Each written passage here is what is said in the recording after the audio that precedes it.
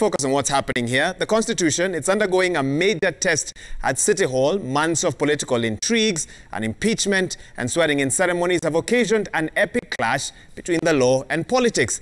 Let's also talk about the courts. They're inundated with petitions that are not only testing the limits of the law, but also the jurisprudential grounding of judges before whom these unprecedented developments are submitted for guidance. And to add to the ironies of this week, part of our interview earlier was on the Law Society of Kenya, who have had a rather animated, if not riotous session, unusual by all means for a professional association of lawyers. The LSK President Nelson Havi, still here with us, together with, he said for these purposes, he's a paid-up member of the Law Society of Kenya. We've removed the other title for now. Sifuna, is that correct?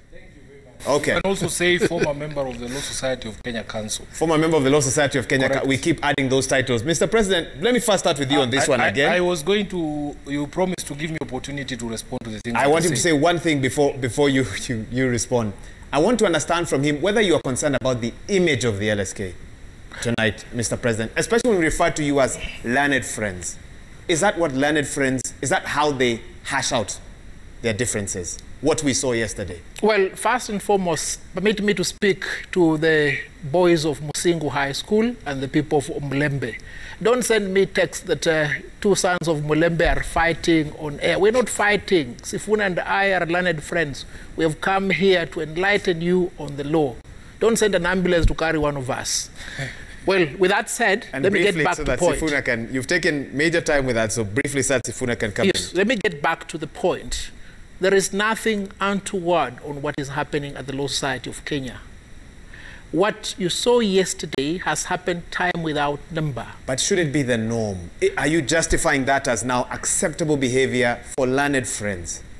Of course, part of what happened yesterday was unacceptable. But this is a democratic society where you have to allow people to exercise their rights in the manner in which they want to do. And I will repeat this. There is a misrepresentation that the entire council was suspended yesterday.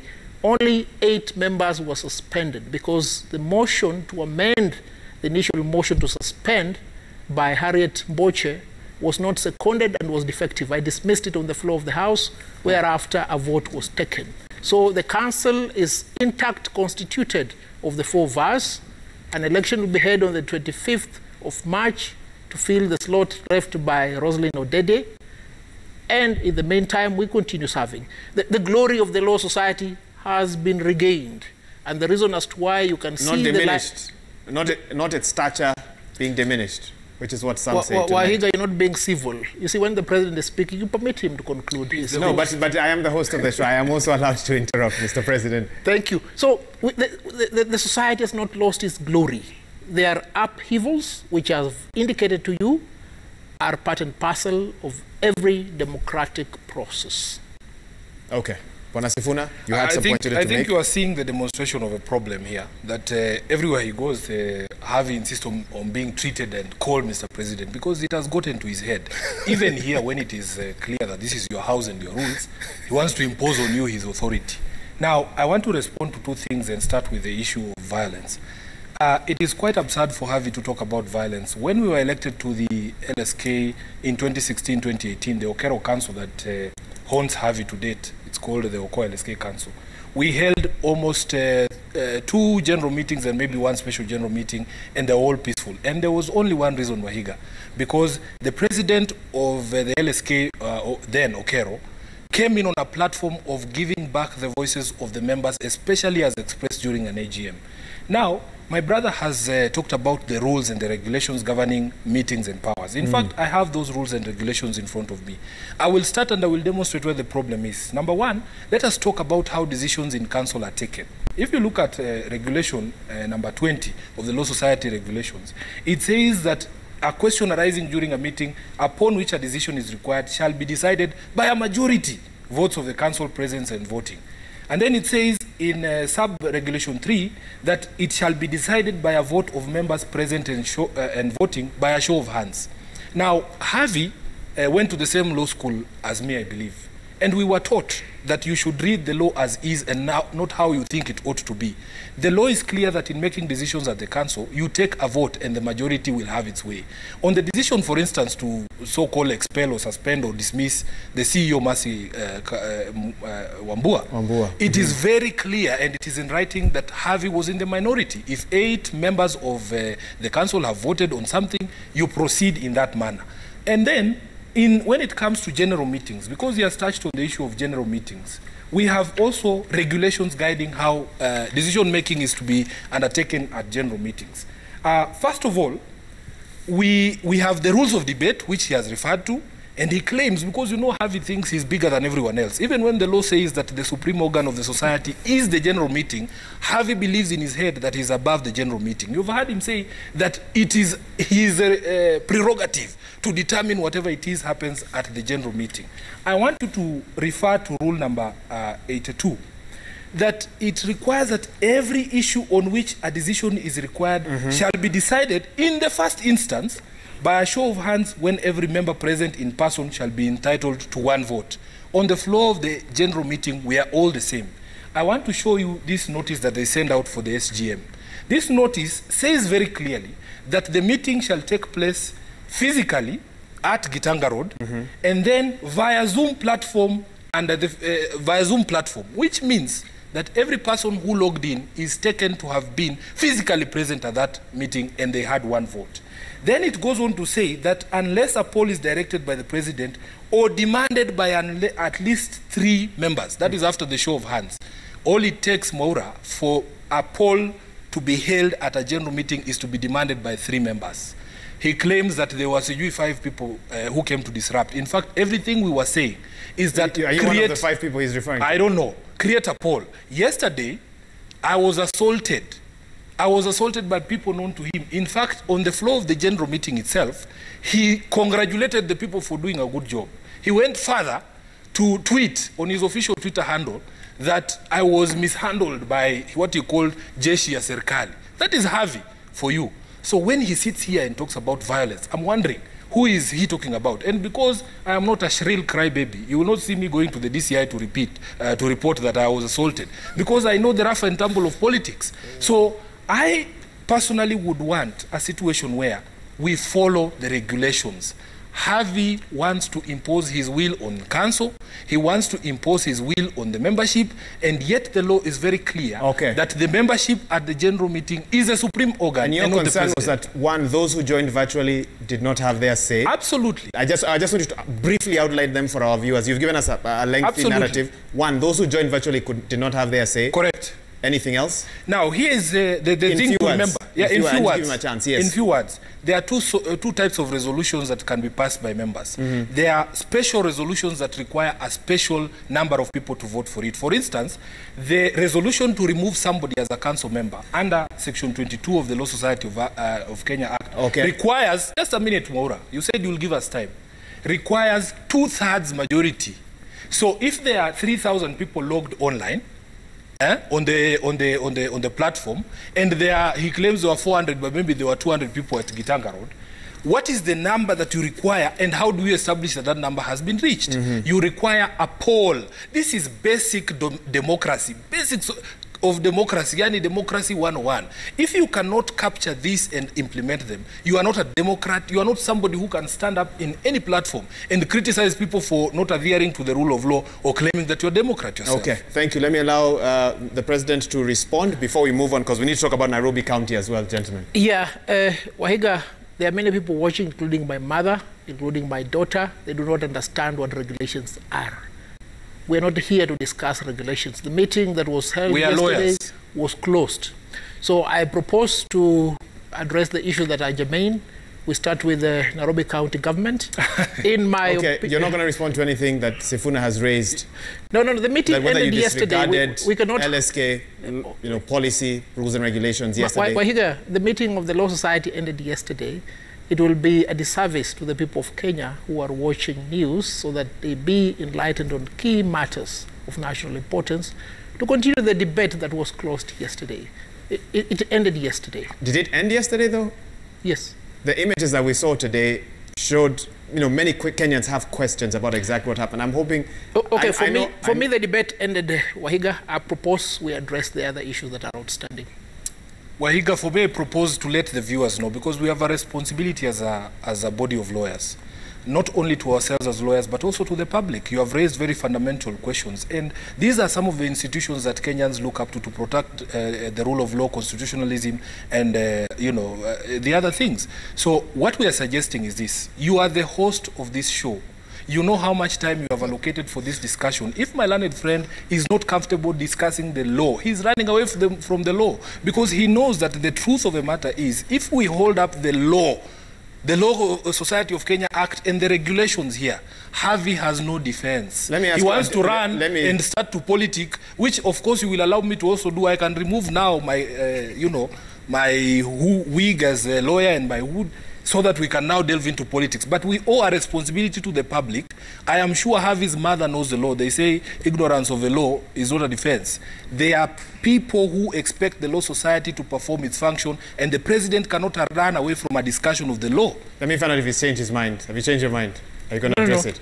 The president's decision on procedure, the SGM, is final. We ended the meeting yesterday. Which is then what I want to ask you is this. You're always tweeting about how Kenyans must follow the law. What do you say to those who say in the LSK itself, Nelson Havi doesn't follow the laws there?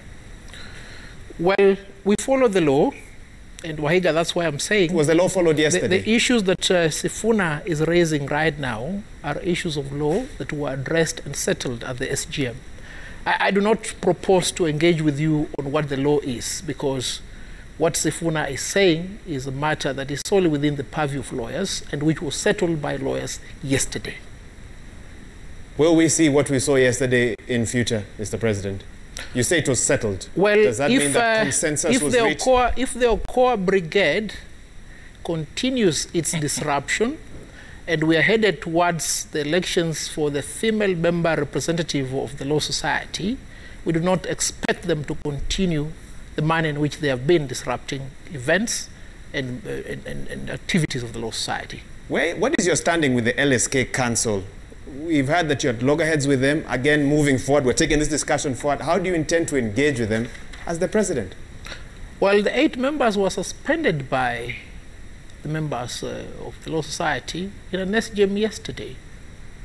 The ones who are outstanding do not have a problem. Members will elect one council member to represent the slot that has been left by Roslyn Odede, and we'll have an AGM in the month of March where members will decide what to do with the rest of the 8. The law is quite clear. Shall I take you to the law?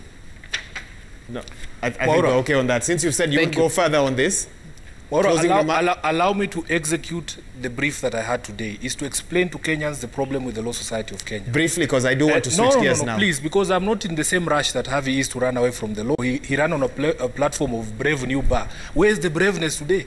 It has run away from him. I want to address one issue. Braveness is not synonymous Just to one madness. word only. Please don't heckle me, Havi. You have refused to discuss the law. Wait for the politics where I can heckle as much as you can. Mwaura, I want to address the issue of the so-called suspension. Now, I have in front of me the motion that was filed. It was signed by around, I think there are 12 members. But for purposes of this debate, we can just call it the motion by Mbithi and Aoko Otieno. They have signed the motion. This motion, among other things, it sought about 9 resolutions. Now, the critical resolution here is resolution number 5, which sought to suspend the 8 council members, which are the majority, for the remainder of their term for deliberately going against established protocol in the running of a society. First of all, from a legal perspective, there is a problem with this motion because a motion to suspend a member of the council can only originate from council. That is in the law, which my brother doesn't want to discuss. You make a recommendation as council, then you bring it before the membership for them to make that decision. This motion came from members, which of course brings already problems. Number 2, there is a member of the society who complained that she had tried to log into the online system and had been unable to. So she literally ran to the society. She's called Roslyn Boshe. She moved an amendment to this motion that instead of only these 8, because of the disgraceful conduct by Havi and his vice president and all the members of the society that in fact all of them be sent packing. That motion is what this president put to a vote. And the videos are there, the witnesses are there. As it is right now, we are looking at a former president of the Law Society of Kenya, by operation of his the same knife that he brought to slaughter people was used to slaughter him yesterday, and his council. So as we speak right now, there is no council of the Law Society of Kenya. And if he is telling you that the matters ended yesterday at the AGM, I can guarantee you, Mwaura, that there are lawyers who want to redeem the image of this society. This is not the last you're going to hear of this matter. Many of us who fought during the Okoa LSK were fighting because we wanted to give back power to the membership of this society. Okay. So we will be seeing you, Havi, in court with your resolutions, and we expect that you will respect the decision of your own AGM to suspend Fair you. enough. And I want to see if he'll respond to that. If he won't, I still have a question for you. Well, courts, High Court and the Court of Appeal have time without number made a decision that internal affairs of the Law Society should not be interfered with the court. But this brigade, the Okoa LSK brigade, have found a convenient judge who for the last 6 months has continuously made orders that have resulted in the stalemate that was unlocked yesterday. The SGM we had yesterday was conducted pursuant to a court order made by Justice James Rika on the 17th of December. We want to see who is this judge that is so interested in the affairs of the Law Society that will want to countermand decisions of the members of the Law Society. And there are remedial measures that are available to us. They cannot be threatening us time without number that will take you to court. We are lawyers. Our business is undertaken in court. We are not butchers, as I said yesterday. So bring it on. And we want to see this judge who is always willing, ready and able to give you orders. What's surprising me? What is her interest in the affairs of the Law Society? What is surprising me is you're willing to cast aspersions on others, but when aspersions were cast on you by Sifuna, you're not willing to respond to them. So you want him to respond to what you've said? No, I don't want him to respond. I'm projecting a point to the audience. I'm projecting a point to the members of the Law Society who need to know that there is a judge who is ready, willing and able to continuously interfere with the affairs of the Law Society so that there is a dysfunction. Why the dysfunction? Because the executive is interested in clipping the wings of the Law Society, as it has done with SONU, as it's done with the National Council of Churches, as it's done with NAT, as it's done with KOTU. We will not permit that to happen. Not through interference in the internal affairs of the Law Society, not through the abuse of the court process. So what we saw yesterday was what, politics? Yesterday was an event in which members of the Law Society were exercising their supreme authority. They were interfered and interrupted by 5 people. 5 people wanted to interrupt the business of 395 people attending the SGM physically. That is untenable, and we will not permit that in the Law Society. It sounds like it's your way or the highway. It actually is. I want to give you a chance to respond to that. I had 395 people supporting the cause we took yesterday physically. I had close to 3,500 people online supporting the cause we took yesterday. I was elected by a majority of close to 2,800 votes. Can that be my way? I'm talking about this specific decision in regards to yesterday. Yes. No one questions who elected you. I've posted the numbers to you. Compute them mathematically. Those are not unilateral decisions of Nelson Havi. Those are decisions of members of the Law Society. And we want the courts to respect decisions of members of the Law Society. I think, Maura, it is quite unfortunate, some of the pronouncements that are coming from the former president, because he, as a former leader of the bar, surely should extend some respect. I think until we can get clarification on that. I voted, Maura, you were not there. I voted to send him home, and majority of the people voted to send him home. So I will address him the way I know him, because I'm a member of the society. Give me some leeway here. It is quite unfortunate. I want you to address him with respect. Even Kibaki is called the former president, he doesn't complain that it is disrespectful. If your term has been expired by operation of law, so just a minute, I want to speak uninterrupted the way that he spoke. First, let me say, he's my senior-in-law. it is very, very shameful for him to sit on a national TV station and attack a judge who is unnamed the way that he is doing. He knows as a lawyer that, in fact, if you have a problem with a judge, because he has said that somehow LSK has domesticated a judge, he can always apply for recusal. There are so many judges in the High Court. He can find people that he finds he thinks are going to give him a fair hearing. Number two, Havi forgets that in a democratic process, once you win the election, you cannot come there and lord over us about how many numbers you have. You have to be president for everyone, Havi. This is basic democracy. I think I will refer you to a class in democracy. You represent everyone. It is not that you will not keep throwing as a number at you. Even the 10 people who did not vote for you, Havi, have a right to be heard by the President of the Law Society of Kenya. Those council members that you disregard, their combined vote, Havi, was more than the votes that you received. They also represent people. They were also elected by people. If you want to be a leader, and especially a leader of a professional organization, you must be open to other ideas. I want you to succeed because you are my brother.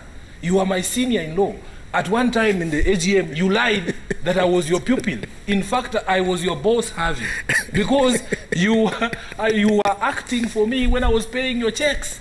So don't be caught up in this thing because all this power is transient. Is this what you wanted the audience to listen to? Let me finish. If this is it, then I may as well Let me finish with one point. Finish, please. I may as well go home. If he wants to leave, he can always leave. But these matters have to be debated. He's talking about a decision rendered by 395 people in a tent. In fact, those numbers are disputed. There were no more than 200 people in that tent because of COVID regulations. Number two, Havi will have to demonstrate that he got 2/3 majority, because that is the law. And the only way to get 2/3 majority, or to show that in fact 2/3 of the people present and voting, including the ones on the portal, was for you to take to the judge resolutions supported by numbers. Edwin, so may I also educate you on some simple tenets of the law? Please don't heckle me. Affairs finish my of point the the way I society allowed you are to determined speak. by arbitration, not through the court Please, process. let me just say what I want to say. Briefly, Havi. please. Please don't heckle me. Now, Please don't heckle. I'm trying to school you Okay, in the law. We need order. We need order in studio. One thing only. One thing then, so I can allow him to speak, please. Havi did not put anything of the motions as required by law to a vote that included the people who were online. So he knows there's going to be a lot of difficulty. He knows it's a difficult conversation to have, and that is why he's running away. Why should Kenyans be concerned about what happened yesterday in your view? They should be concerned. Picture, because right now it sounds like two members of a professional organization, let me tell you why the president and you arguing. Why Kenyans need to be concerned. We are supposed to be guiding government, the judiciary, on upholding the rule of law, on constitutionalism. We must practice what we preach. It must start with us. If we are not able as a society to just respect simple regulations, when will we ever have the moral authority to stand and tell people that you have broken the law here? I have heard Havi talking about disobedience of court orders. He's coming here to lecture us about Nairobi and how things were not done properly. And yet he himself is unable to see the speck in his eye, the log in his eye, in fact. So what we are saying is it is sad because this is one of the institutions that Kenyans have traditionally looked up to provide leadership. And I want him to answer that same question. Do you feel Kenyans, I'm sure many were concerned when they saw those videos circulating yesterday on WhatsApp. Why do you think they should be concerned about what's happening at the LSK? Well, which are these Kenyans you're talking about that are concerned? The people who are concerned are you and Mr. Edwin Sifuna. Well, there are many watching tonight. I'm getting their message. So they are concerned about the behavior of lawyers, learned friends. Wahiga, when you invite me here to speak on matters concerning LSK, I've told you time without number. If you want the audience to be enriched, you don't bring somebody to heckle when I'm speaking. And if you do not want us to discuss the issues you formulated for this debate, then we better call off this debate. We cannot be discussing an SGM that was terminated yesterday upon concluding its business. Okay. Yes. So you don't answer my question, the wider issue around the LSK and its significance in lawmaking in this country, constitutionalism, that's where I'm heading to. The role of LSK is not in dispute. Can I enumerate for you what LSK has done for the last 11 months? Please do. We've gone to court to challenge the curfew so that the police do not violate the rights of Kenyans. We've gone to court to challenge the National Security Council Committee rules which are intended to curtail the rights of people to hold meetings, to strike. We have petitioned the Chief Justice to dissolve Parliament for failure to enact two-thirds gender rule. We have gone to court to challenge the installation of Anne Kananu as Deputy Governor of Nairobi with a view to designating her as governor and countermanding the electoral process that's supposed to be followed. If you do not see that, then there is nothing you will see that the Law Society has done for the last 11 months. As we speak right now, we are preparing an elaborate memorandum to enlighten Kenyans on the reason as to why they need to exercise their minds before taking a decision on the BBI and the Constitutional Amendment Initiative. All those activities I've enumerated, all those milestones are visible to everybody, be it a lawyer, be it the mamamboga, be it the engineer, and we've even gone further. We have expanded our constituency. We are talking to doctors, we're talking to engineers, we're talking to nurses, we're talking to pilots and teachers, we're talking to journalists, so that they have a stake, they have a voice. But what do I hear? The noise about dysfunction. This is the malaise that afflicts people of our age. We do not want to see things from the prism that brings change and development. And I want my very good friend here, I want you to enable the audience see the things that have to be done. Kenya has a big problem right now. And if we don't resolve those problems, the institution that is called the democratic space will crumble. And we want to utilize this precious time to address those issues. And I want to get deeper into something that you've just mentioned, and I'll start with you, Mr. President, your interpretation of that handing over of instruments from the acting governor, Speaker of Nairobi County, Benson Mutura, to Anne Kananu Mwende. Let me get your thoughts on that. It is a nullity ab initio. Why is it a nullity ab initio? Because under the Constitution, the only instance in which the Speaker can assume the role of acting governor is if there is a vacancy in the office of the governor and there is a vacancy in the office of the deputy governor. By the time Governor Sonko was being impeached on the 18th of December 2020, there was no deputy governor. And what is the constitutional consequence of the impeachment of the governor when there is no deputy in office? You go for a by-election. A by-election has been said.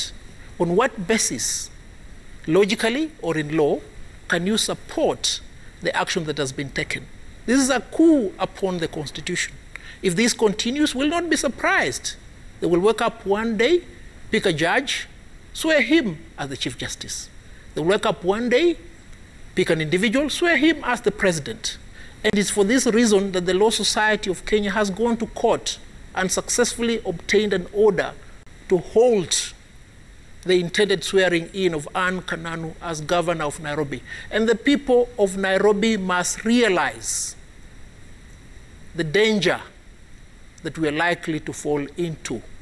The people of Kenya must apprehend the peril that is imminent. And who is behind this? Are key individuals who hold the highest responsibility of upholding the Constitution. The President of the Republic of Kenya, the former Prime Minister, they're angling to second somebody to deputize Anne Kananu as and when she's unlawfully installed as governor. When you talk about the former Prime Minister, his Secretary General is sitting opposite from you. No. I'm speaking about the Prime Minister because my learned colleague is here as a paid-up member of the Law Society and not as the Secretary General. I'm addressing Right Honorable Raila Amolo Odinga. Okay. What you're doing, Baba, is wrong. What you're doing, President Uhuru Kenyatta, is wrong. Allow the people of Nairobi to elect their governor in the manner provided by the Constitution. Fair enough. Nothing more, nothing less. Okay, Sifuna, you sit here. I don't know which hat you want to wear right now. Are you going to switch to the other one?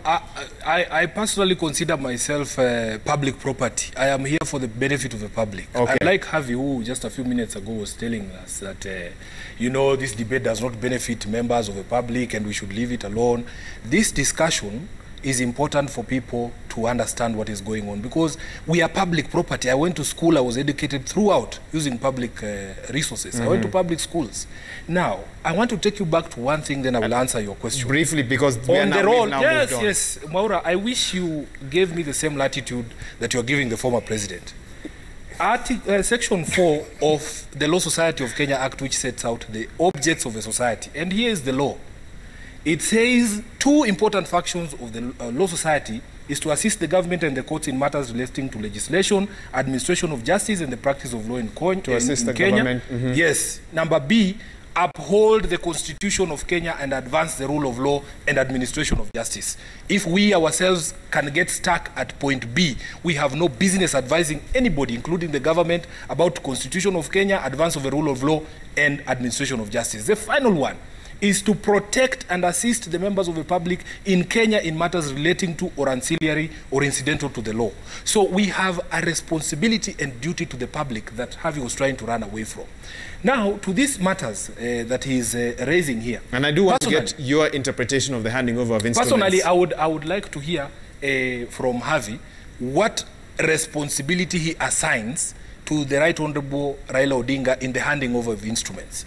Personally, as a lawyer, and as a former member of the Council of the Law Society of Kenya, I understand that interpretation of the law is something that people will never agree on. You have seen here, Havi will read the law the way he wants, I will read the law the way I understand it. Some lawyers like him will run away from the law, literally. The truth of the matter is that, number one, Mrs. Kananu was appointed by an elected governor. The problem I have with Sonko, and many people do, is that he never took his job seriously. All the time when he was sending these letters to the assembly, he actually was doing it as a joke. He never thought... Okay, he's not here to respond to that. You have asked me a question. I will explain. I will ask you to tread carefully. I will explain, Maura. You remember there was a time he proposed Miguna. You know that. He proposed some other names, and in fact, at some point, he put a Facebook poll, which Havi couldn't create for the election, to ask people to nominate a deputy, which is his job as a governor. I'm hoping now, you'll eventually tell us what your interpretation is. Please give me some leeway, Maura. What we know is that once this name was submitted to the IEBC, the returning officer cleared Anne Mwenda essentially for vetting as deputy governor. At that particular position and point in time, the nominator has become functus officio. You cannot wake up one day and say, I withdraw it after the IEBC. Like today I was in Matungu. Our candidate has been cleared by the IEBC. Can I rise today and say that I have withdrawn that candidate? Now, we must also not run away from the fact that, in fact, the only thing that was stopping Anne Kananu from being vetted as a governor was actually an order of the court.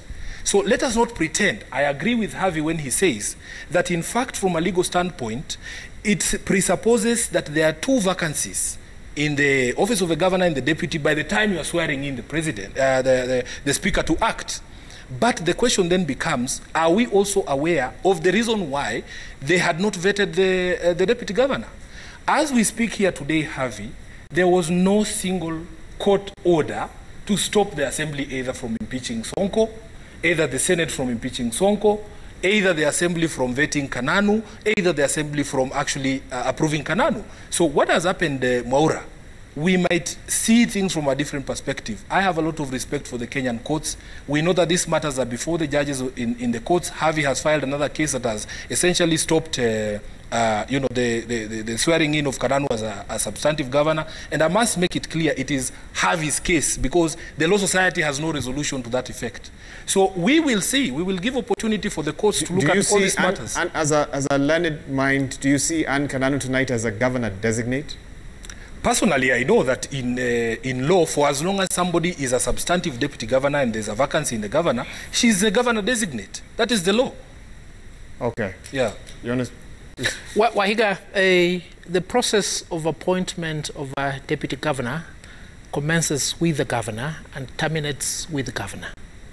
An acting governor who is in that office, having ascended from the office of a speaker, does not have the power to appoint a deputy governor. And a question should be asked, and this is the question that should have been asked by the judge in the mask. I cannot identify who or she or who he or she was. you must ascertain that there is a signature under seal by the governor after the county assembly has completed the vetting process for you to sign and say you've sworn in this individual as deputy governor. There is a flaw yesterday. Sorry, there's a flaw in this. And yesterday at the SGM, a member rose, Mary Mungai, and said the Law Society must take action against the judicial officers who were involved in this nefarious act. And it cannot be an answer for you to say that there is no court order. Will I say that there is no court order for me to dispossess you of your watch so I can take it? No.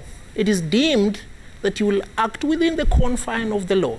And I do not want anybody to go blaming a judge like Justice Murima that he didn't make an order to stop the swearing in. The responsibility is upon the county assembly to ensure that they do the right thing. And that is the reason as to why we went to court, because the county assembly, when left to its own, did not do the right thing. Way forward, IBC must continue the preparations towards a by-election. And the people of Kenya must assert their authority. We should not be distracted from the path of democracy that we took when we promulgated this constitution on the 27th of August 2010. There can be no alternative to the law. If we disregard the law, as has been done right now, we will fall into anarchy. It is as simple as that, Wahiga. Sifuna, what I'm trying to understand Havi, you have disregarded the law. You have disregarded the law at the LSK. Where do you find Edwin, the strength? Move on. Where do you find need the to strength learn the art of moving people? on and progressing. Allow me to speak. Allow me to speak. Where do you get the strength to lecture people about observing the law? A simple statute, only one, and some simple regulations, not more than 100. You've been unable to follow. Then you can sit here and lecture people about following the law. You have no moral fiber to argue like that. Sifuna, the truth of the matter is, Wahiga. Yes, and let me throw in my question. Yes. How can the law apply retroactively? How do you then move back to a point where the Constitution, the supreme law of the land, has already moved to the next step, where a speaker is sworn in? How do you then move in reverse? Exactly. The deputy governor takes over. Help us understand how you as a legal mind interpret that. This is the concession that I made. That in fact there are certain absurdities. I started by conceding. You see it as an absurdity. Just a minute. Mwaura, please allow me to be your guest. Allow me to interrupt when I need clarification as well. You asked the same for the president, so I think... Allow me to be the guest. Go ahead. Now, I conceded that in fact, even from my own reading, by the time a speaker is being sworn as an acting governor, it presupposes in law that there are two vacancies, both in the office of the governor and in the office of the deputy governor. I have also told you that we cannot run away from the fact that there was a valid nomination of deputy governor and that in fact it was stopped by a court order. When I talk about the absence of court orders, I am referring to the fact that some of these issues had actually been already ventilated before a court of competent jurisdiction. We must allow the absurdities that we cannot resolve at a personal level because of the differences between his understanding of the law and mine, to be resolved by the institution that we have created as Kenyans to resolve these questions. So I know for a fact, and Havi should not even be talking about this matter, because he is the petitioner in the case that has been filed in court challenging this matter. So he knows that as a legal principle, we should not essentially be sitting here to discuss the merits. I have just given you my point of view.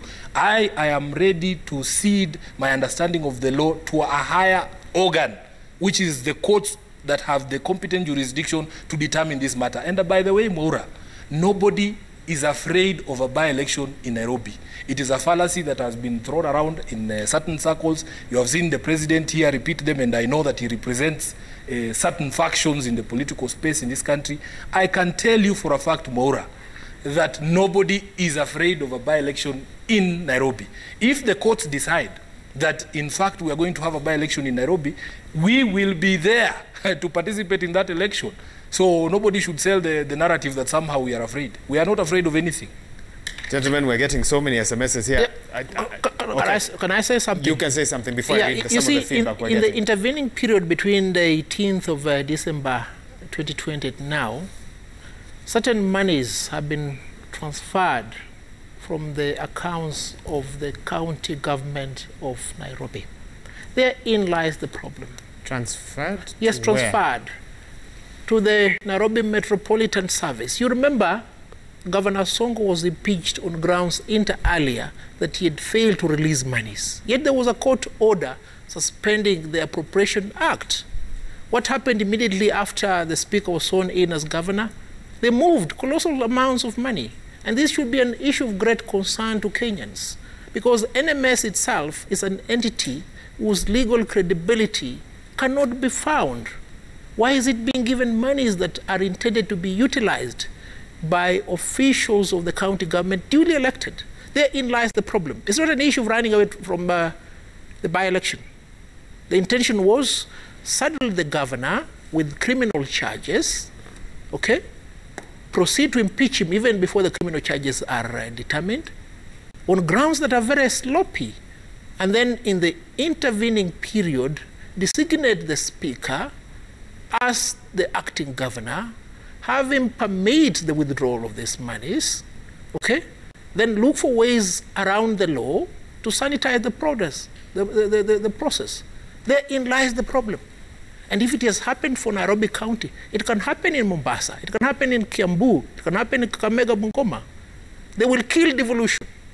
That is not what Kenyans wanted when they said we'll have a two-tier set of government, national government and devolved government. And governors, senators must come to the protection of devolution. And yet it's as simple as that. And yet we know that Sonko did sit and sign over certain functions to the NMS. Thank you. Later on came and said I hope he was you'll allow mistaken. me to... But, you know, I think some would say, doesn't that give the NMS the legal backing? But Sifuna, go ahead. I hope you will allow me to come in at that particular point. You know, I have noticed a pattern here that because Havi does not like to look in the mirror for the source of a problem, he's also refusing, even in this particular case, to look at the actual source of a problem.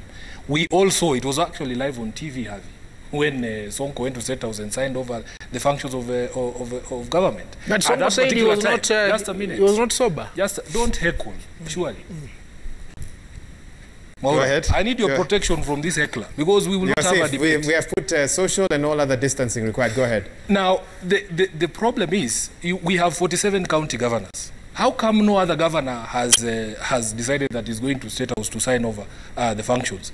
Personally, I have a lot of respect for Mike Sonko for one reason, because he was able to get way more votes than I personally received when I ran for Senate in Nairobi. It means he has been a certain capacity to convince people to vote for him. But we should not run away from his own shortcomings. He signed over the functions himself in broad daylight. He has come out later to claim that he was drunk. I mean, who makes such an admission, Havi? In fact, when you advise some of your clients, you should tell them to stay away from the media if they're going to say things like those. Number two, please don't heckle. But please, let me finish my point. You'll have opportunity to speak.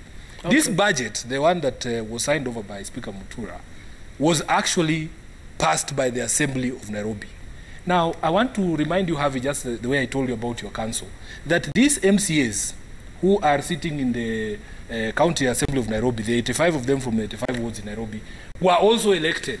They are also representatives of the people. Because you see, the problem with you is just look at the head and you think that he's the alpha and omega. If the Assembly has been able to give its input on a bill and passed it, and that the remaining thing is a ceremonial role by the chief executive to just append his signature, the way you like to lecture the president about the appointment of judges, which is a ceremonial role, then really you cannot come and claim that the whole process is illegal because the person who signed over the money was an acting governor. I mean, the NMS is legally founded because they taught us the sections of the Constitution. I didn't even know that section existed. And then they say, no, everything is legal. We saw also Sonko signing. He has participated in the creation of that appropriation bill. It has been passed by representatives of the people in the Assembly, 85 of them. And then you want to come and claim it's illegal because it was signed by somebody in acting capacity? That's ridiculous. Sifuna, I want us to get away from the nitty-gritties and look at the bigger picture. There are some who are concerned tonight that there are deliberate attempts to short-circuit or short-change the law, especially when it is convenient for them. Do you, as a paid-up member of the LSK, do you, as ODM Secretary General, see that concern in our country today? It has not begun today, Wahiga, because we know, for instance, where I can now speak as the SG of ODM. ODM is a very proud party. We are proud of the fact that we are the ones who birthed this thing called devolution. From the period when we started implementing this new constitution, we have seen clear attempts to sabotage devolution at all levels. We have seen devolution of functions without money. We have seen the delays that we experience in disbursement of money. We have seen various attempts to actually interfere with devolution. We stand for the rule of law. We are saying that if you lay your bed, you must sleep in it, Maura. Sonko laid this bed. And you can see that he is the only governor out of the 47 who has done this. It's not as if the people who want to sabotage devolution only have interest in Nairobi. The other counties, they have interest in. But the people they elected in Nairobi, you have to, juxtapose the governor of Nairobi against the other governors and ask yourself, why only Sonko? Then there you will find the real reason why we're in this quagmire. Mr. President, the only protection that ordinary Kenyans, voters, taxpayers have from their leaders is the law, the courts, and elections after every 5 years. Take those away, and they have no way in which they can keep their leaders accountable. What are your thoughts about where we are headed to as a country with the kind of discussion we're having tonight? Exactly. You've enumerated them and punctuated them well. Elections, the law, and the courts. Elections were done. The law has not been complied with. What about the courts? Therein lies the problem. And my learned colleague alluded to it, said there is no obligation on the part of the president to swear in judges. I didn't say that. Now, Wahiga and the people of Kenya, there is a fundamental problem in any democratic state if the head of state does not see it as a problem to comply with the law and the constitution. These 41, one died, they are now 40, have been waiting in limbo, I will call it judicial purgatory, for the last 1.5 years. They do not know whether they are judges, they do not know whether they are lawyers. But more fundamental is this: the rule of law cannot be vindicated. The independence of the judiciary cannot be assured. And who are the individuals saying they want to amend the constitution? Who are the individuals that are saying they want to make Kenya a better country? They're the ones who have failed to swear in the judges. What guarantee do we have that when the JSC recommends to the president an individual, a man or a woman, to be Chief Justice, that he will swear that person in? We are in a conundrum. We are descending into anarchy. And I want the people who are advocating for constitutional change, people who are going to rallies every day, to stand up and tell us what is their position insofar as the swearing in of these 40 judges are concerned. Okay. They have not told us. Raila Odinga, just a minute, okay. I must Finish. conclude. Sure. And I'm not speaking to Sifuna. Raila Odinga has not told us anything. William Ruto has not told us anything. Kalonzo Musyoka has not told us anything. My uncle Musalia Mudavadi has not told us anything. What do you stand for? We cannot have a country where the President of the Republic of Kenya refuses to swear in judges. What if the judiciary were to refuse to swear in these governors, or to refuse to swear in these deputy governors? They must respect the law. However much noise they make, they're the ones who are enabling the current stalemate in the failure to swear in judges. This must be done. And I dare say, if the judges are not sworn in, the Judicial Service Commission should not appoint a Chief Justice. They should know, we should not even have a talk of a referendum. A referendum for what? Okay. Let the judges be sworn in first. Sifuna, you wanted to come in. Go ahead. Okay, you know, every time Havi talks about democracy, rule of law, elections, voting, accusing the president of all these things, I wish he would insert his name in all those things that he's saying. Havi, please, I will keep reminding you. You must see the log in your own eye. Number two, I don't know about the other leaders that he has talked about, including his uncle, but I can speak authoritatively for Raila Odinga, because Raila Odinga, through his party ODM, has spoken on this issue. We are the only party, Havi, in case you did not have time to listen to us, because you are blindly opposed to the process of the BBI, so that even the views that are coming, you don't have time to actually listen to them. Mwaura, when the ODM party appeared before the BBI committee at KICC, I was present as the Secretary General. I was there with my party chairman, the treasurer was there, high-ranking officials of the party. we are the only political party that proposed a mechanism to resolve the stalemate. Because Havi thinks that if he throws a tantrum at the LSK or threats at the president, he will achieve swearing in of the judges. We looked at this particular issue and we said, we understand the history of this matter. Number one, Kenyans wanted to move away from the old days where the presidency and the executive had some control in appointment of judges. So they proposed the Judicial Service Commission to come there. And sometimes we ask the people who are at Bomas, what is the reason that you retained this one point of a ceremonial role for the president to appoint? And the best explanation I've gotten is that it was just deference to his authority. So ODM proposed a self-executing mechanism similar to what we see with bills in parliament, that in the event that a bill is passed by the House and it is sent to the president for signature and that he doesn't assent to it after a certain period, say 14 days, it automatically executes itself. We propose that amendment to the Constitution in the BBI so that it is the biggest demonstration, Maura, that in fact when we go into discussions of the BBI, we are solving actual problems. And we wish the people who are opposed to this process would actually open their ears to listen to the proposals we are making. We cannot sit here to talk about independence of the judiciary when we are here attacking judges saying they have been pocketed by Okoa, LSK and the others.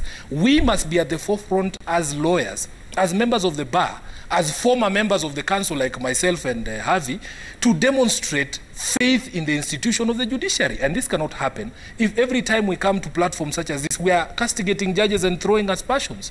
So we believe that we have proposed a way out of this. And I know this out of my own knowledge, Havi, because I was there when we made that proposal as ODM. You have tried to run away from documents here, but if you are willing, I will send you the document that was presented by ODM to the BBI committee, including that proposal on the self-executing mechanism. Gentlemen, I want to allow you both to catch your breath as I read so many messages that I've gotten. I can't go through all of them, and I think we'll also be posting some tweets when we can. John Buddy, Chairman ODM, says, the same way Sonko is not there to defend himself, so is Raila and the president. Challenging you. Challenging you. You defended Sonko. You didn't defend Raila. No, it's not about defending. It's about talking about people who are not here, and I did caution. But did you caution when it was Raila? You responded before I even got a chance to. You actually jumped in. Bwana Sifuna. Steve Ogola, advocate, says, I disagree with Sifuna on the law. Anwenda was not the substantive deputy governor when Sonko was impeached. That is why Speaker Mutura was sworn in. The Constitution is clear that once the Speaker is sworn in to act, by-election is inevitable.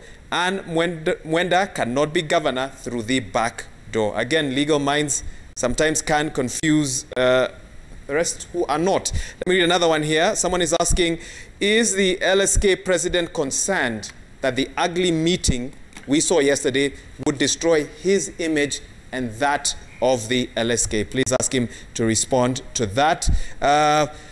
Let me see. Fred Obachi Matoka, I'm sure both of you know him, have listened to him over the years, says, whatever differences these two young men have, I want to commend their orderly way of presenting their argument. Okay, the president is applauding that. It shouldn't be something you applaud. What Sifuna thinks. You're a lawyer. And someone else here saying, just hang on. What is Havi's view on the proposal in BBI to resolve the 2/3 gender issue? And what became of Occupy Parliament? Somebody wants to know that. And I think we have some we're going to put on the screen. Let's go through one or two. Then I'll give each of my guests a chance to respond to them. Okay, first one here. Atuoli, if this the legitimate account? Okay. Atuoli is asking, if Nelson Havi has failed to manage his affairs as the president of LSK, Havi, okay, you're laughing at that. He should not drag serious organizations like KOTU to make a point. KOTU is under a stable, focused, and sober leadership. LSK is crying for leadership. There is a vacuum. Francis Atuoli there, Secretary General, KOTU. Direct response to your comment. George Washira says, all law teaching schools must be required to have a mandatory course for all year students on, and I quote, astute behavior required of a lawyer in public and in private at all times, day and night, to be taught by the likes of Dr. Haminwa, James Orengo, amongst others. Okay, it's a suggestion there. I don't know whether that's something that could be included in the curriculum. Frederick Okango, a lawyer with the Third Way Alliance, a lawyer will do anything to win a case. Sometimes he will even tell the truth. Edwin Sifuna and Nelson Havi are now telling Kenyans the truth. All right, that's gotten an applause there from President Havi. Nyantike Chester says, I'm not a lawyer, but truth be told, Law Society of Kenya was a serious and reputable body under the reigns of Haminwa, Moite, Kamau Kuria, Gibson Kamau Kuria rather, amongst others. All right, that's your view.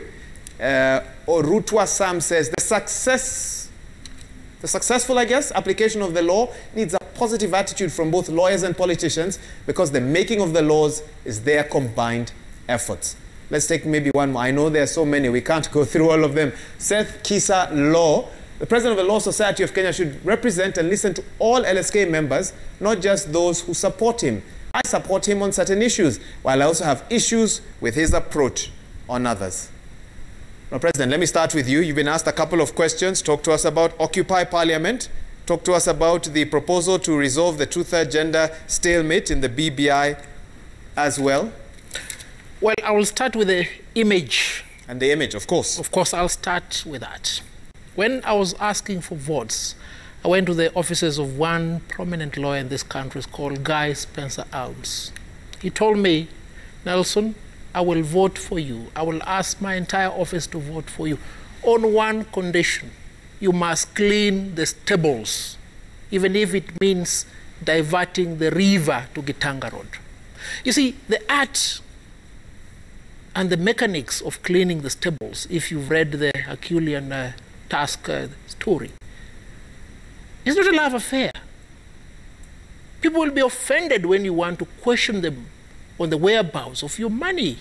People will be offended when you ask them, why don't we have proper governance structures? What is my legacy? I've said time without number. I'm a wartime president of the Law Society of Kenya. I'm not here for peace. I'm here to make things straight. You're a wartime president. I'm a wartime president like King David. So we are in war right now. We are in war, and the war must be fought. Those who stole money from LSK must account. Those who want to use LSK as a stepping stone to enhance their profile must fail to get that opportunity. After I've left, the Law Society will be okay. I'll have set a good platform for my successor to serve members of the Law Society in a conducive atmosphere. What is my view about the two-third gender rule? And the proposal in the BBI? You cannot comply with a constitutional provision by seeking to amend the Constitution. An advisory has already been made that Parliament be dissolved. Parliament ought to be dissolved. Why has Parliament not been dissolved? Why haven't we occupied Parliament? Because Parliament and the Attorney General have gone to court and obtained an order suspending the implementation of the advisory by Chief Justice Emeritus David Kanani Maraga. If the court rules in favor of the decision made by Justice Maraga, then Parliament will have to be dissolved and will go to Parliament like a river and kick out those members of Parliament. If the court rules otherwise, then we'll abide by the law. What was the last question? And it was Occupy Parliament, it was BBI, it was about the image of the LSK, and it was about Anne Kananu Mwenda also had, there was a comment from Steve Ogola as well. Steve Ogola, a very eminent scholar, has spoken very well. What has been done in Nairobi County is a nullity. Let me address the issue that was raised by my colleague, I can't remember his name. He said, Havi must listen and serve all people. I'm listening and serving all people. In fact, let me tell you, colleagues, I've set aside my practice because every day I attend to members' interest, either individually or jointly. Do you listen to those who don't agree with you? Yes, I listen. That was his issue. I listen a lot to those who don't agree with me. But you must take into account one thing, Wahiga. No leader was distinguished as impactful, but for he or she whose actions were always criticized. If I was a lukewarm president, you wouldn't hear what we're hearing right now. But because my hands are handling so many things, it is natural that I'll embrace those who feel uncomfortable. It's the natural reaction when you have a Herculean task of cleaning the stables. But the stables must verily be cleaned. They will be cleaned. And you have no regrets? And so help me God. I was going to say, you have no regrets about this? No regrets. Let them cry. You know, this enterprise is not a love affair. People will cry, but it must be done. It must be done. Sifuna has been nodding for the better part of the last 5 minutes. Please respond to what Steve Ogolla has challenged your legal interpretation. Maura, allow me to be the guest. First of all, but allow me to ask the question. No, please. Sifuna, let me respond to what he has raised here. Okay. I will come to your question. Nobody is interested in a love affair with him. We don't have to be friends, Havi. We are saying you can clean the stables and you will find many people to Mwalimu Kokonya taught you English and Please literature. don't heckle. Please don't You need to understand where examples are given and satire is applied. Protect me from the former president. He has stopped. Please. Go ahead. When you want to clean the stables, Havi, you will find a lot of support if you clean the stables within the law. Follow the law. Follow what the Constitution say. Follow what the constituting documents of your own organization say. If it says that you take a vote at a meeting, you take a vote. If you say, by the way, Havi, you will be very surprised that in fact, probably you had more people supporting you than were against you. I know. But you never allowed a vote to take place. That's what I'm saying. The leader weighs the mood. Please, Havi, don't heckle me for the 100th time. But you keep on calling me. What do you want to do? Don't call my name. Saying, because we are here with you. Okay, and I consider you my brother. Fine, go on. I am saying that the language you are speaking is the language of a dictator. There is no difference between you and what Museveni says. Museveni could have very well won this election if he had followed the rules and the law. But we will support cleaning of the stables. All of us want cleaning of the stables. The language where people say that I know best, that I can ignore the rules, that it will be painful, but that I am the one who knows best is the language of a dictator, which is why I christened him Museveni and Mobutu. Okay, number two, leaders here on the program. Maura, please don't be inviting me here if you will not allow me to make No, but points. I must control this program. Number two, on the two-thirds that's why you come on, because there is control. On the two-thirds gender rule, on the two-thirds gender rule, it is not enough for you to criticize other people's proposals. As I have read to you here, the mandate of the Law Society is to also protect and assist members of the public in Kenya in matters relating to the law. We have a responsibility as a society to propose solutions to our problems. When you ask why his Tea Party failed, it is because he has no support. He cannot occupy parliament by himself. When he says the river will go to parliament, which river? Even Isiokhu itself in Kakamega, which you know, me and you know very well. Havi, your river is all the size of Isiokhu. So even if you threaten here that you will occupy parliament, we all know that we will set a trap of tea and mandazi there and the thing will be dead. Number three, so look at us as ODM. What have we done? Maura, this issue of the two-thirds gender rule is not unique to Kenya. We have seen other jurisdictions, and we can always learn from other people what they have done. As ODM, we had proposed a proportionate representation system where we don't vote directly for somebody as a candidate. For instance, in the 17 constituencies in Nairobi, you give a list of 17 people who will be elected as members for as long as your party gets 100% of the vote. And that list acquires the so-called zebra nature, where you have a man first or a woman first and then followed by a man in the alternate gender like that until you get to number 17. Then you go to the polls and you have Havi's UDA and my ODM going to the polls and he gets 10% of the vote in Nairobi, I have 90%. It means I take 90% of the seats. Once parliament is constituted, it finds itself gender balanced. So that proposal is in the document that ODM gave. We have given proposals. That proposal, we were not able to convince everyone that is what works for us. But we got halfway because we were able to receive views from other people and they said, what we can have is a mixed member proportionate representation. And we believe if we pass the BBI as is, we will be able to hit the gender rule because we are about providing solutions. Don't just make noise so that you get an opportunity to be invited for tea. You never responded to Steve Ogolla's question. I can come to his question. As I told you, in matters of legal interpretation, especially in this very unique circumstance of Nairobi, I want to agree that there are differences of interpretation. Steve Ogolla is a lawyer that I respect. He must also respect the way that I am reading the law. Do you have a concern with that? No, I'm picking up. I'm not countering what you're saying, Bwana Sifuna. I'm asking whether it concerns you, these differences of interpretation. No, it doesn't concern me because we have freedom of conscience and thought. I cannot come into your head to influence your point of view or how you perceive things. So where does this is why we are unique human beings. We are individuals. Where does the buck stop? That's why I'm saying, that's what I'm coming to, if you will let me. I am telling you that All our interpretations will now find a place where they are adjudicated upon, and we as Kenyans have given that authority to the institution of the judiciary. These matters are before the court. Once the court gives us a proper interpretation, that will become the law, and the legal position will be unified. You will not hear us, casting aspersions on judges the way we have had here. We will take the decision of the High Court because it is the body mandated to interpret constitutional provisions. Gentlemen, the curfew is on. We do need to wrap this up. I want to give you a chance to give us each your final thoughts. Someone asking, do you believe there'll be a by-election in Nairobi? Please respond to that. And finally, where would you rate the state of adherence to law in this country today? If a foreigner was to come in and speak to you, either as the LSK president or you as a paid-up member of the LSK, thank you, what would you tell them is the state of adherence to the law in the country today as we speak? And I'll start with you, Mr. President. Well, permit two questions in one. Yeah, permit me before I close to say that I don't know whether Sifuna has finished the community service punishment that he was serving after insulting Aisha Jumwa. But anyway, fine. Let me get back to the point.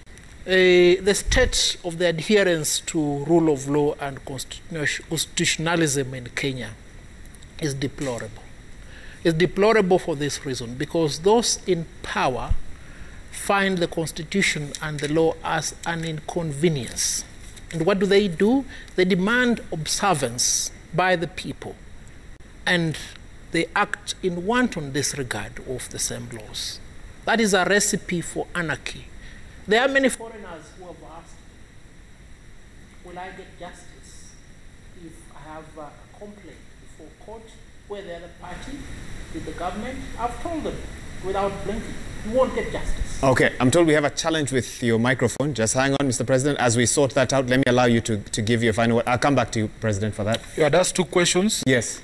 The first one was adherence to the law. Adherence to the law, where would you rate us as a country? It's the premise of why we've called you both here today, law versus politics. I want Secondly, to agree. Will there be a by-election in Nairobi? I want to agree with Havi that if you look at the history of this country in the recent past, even going back to, say, 10 years back, it is true that adherence to the rule of law is at its lowest. Because even in the first time, he talks about court orders right now.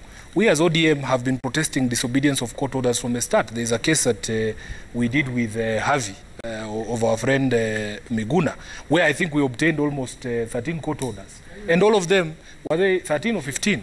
All of them were disobeyed. So I would rank the rule of law to be extremely low. And sadly, I will start at my own society as a law society of Kenya, that we do not respect the law. Our former president does not respect the rules. He is a god unto himself. He is a dictator. It is his way or the highway. Number two, on the question of whether there will be a by-election, I will repeat again. That is not for me sitting here to say. This matter is before the court. The manner or the question of propriety of impeachment of Sonko, the assumption of office of Ann Kananu, all those matters are before the court. And because I am a lawyer, I want to extend the respect and uphold the dignity of our courts to be able to resolve these questions in a manner that will leave everybody satisfied. Okay, we take that as your last word. I think, President, we have your microphone sorted now. You had asked the question as to whether there will be a by-election in Nairobi. But you are answering adherence to the law, where we are as a country, and you are giving an example, I think, of a foreigner who's asked you a question. I gave an example of many foreign justice seekers who ask whether they will get justice in the courts in Kenya, especially when the party on the other side is the government. I've told them, no, you will not get justice. Because where the government has a stake, they will manipulate the process, they will compromise the judicial officer, they will coerce the judicial officer, you are least likely to get justice. But some would say they'll use your members. Just a minute, Wahiga. But I must acknowledge the gallant efforts of many judges who have heeded to the call by Justice Maraga, that if they fail to do the right thing, God and Kenyans will blame them. There are many judges who do the right thing. And I want to encourage the judges who will be handling the matter concerning Nairobi County to do the right thing. As the Law Society of Kenya will be here to ensure that you are protected. Forget about the lamentations by people like Sifuna, who keep on referring to me as former president. I'm not a former president. My term lapses on the 24th of March, 2021, the year of our Lord. And for as long as the Lord gives me the energy, the wisdom to protect the independence of the judiciary, I will ensure that the judges who do the correct thing are protected, and the judges who do the wrong thing are held accountable. The scales of justice must balance. And I'm not saying this as a threat.